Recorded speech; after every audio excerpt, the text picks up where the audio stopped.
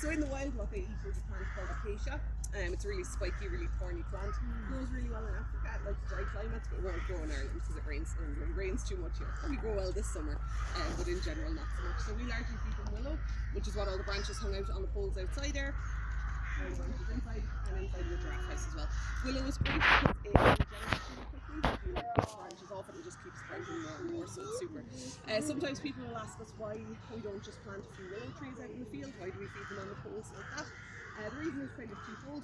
Number one, if we did plant trees, the giraffes would eat them, the trees would die. We just have to keep planting more trees, which wouldn't work out very well. But the second reason is that it allows us, doing it this way, to monitor how much they're eating, so the keepers know, okay, we've put out X number of branches, they've eaten all of them, whatever it is. If we just keep an eye on it. Okay, Mom is going to get her. So the mom is the really dark one that's walking towards the calf right now. So her name is Aoife. Aoife's other daughter is Clodagh, the really dark one in the middle of the crossing here. And Aoife, for a long time, held the title of Princess Oldest Giraffe, which brought me great joy because my sister is called Aoife. So that was my favourite giraffe fact for a long time.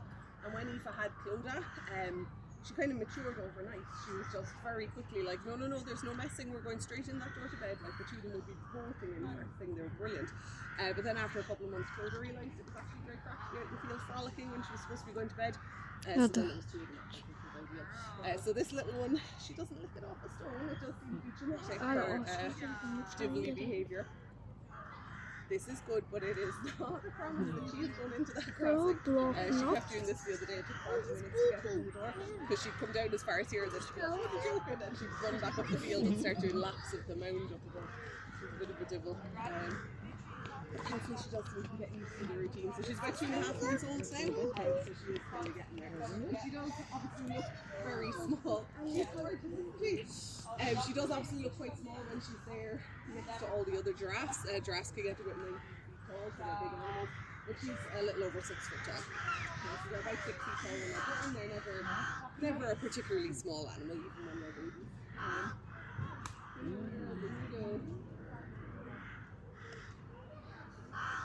Now, one thing you might notice about giraffes is that they are generally pretty silent animals. Like you don't hear them making noise. They don't do any like neighing like horses or roaring like tigers.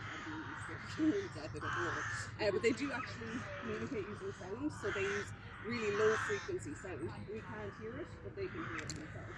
And the reason they use low frequency sound is because it travels over long distances and it also travels through obstacles. So you know, if like your neighbours are having a house party and you can hear that bass through the wall, kind of through the wall, you can hear that because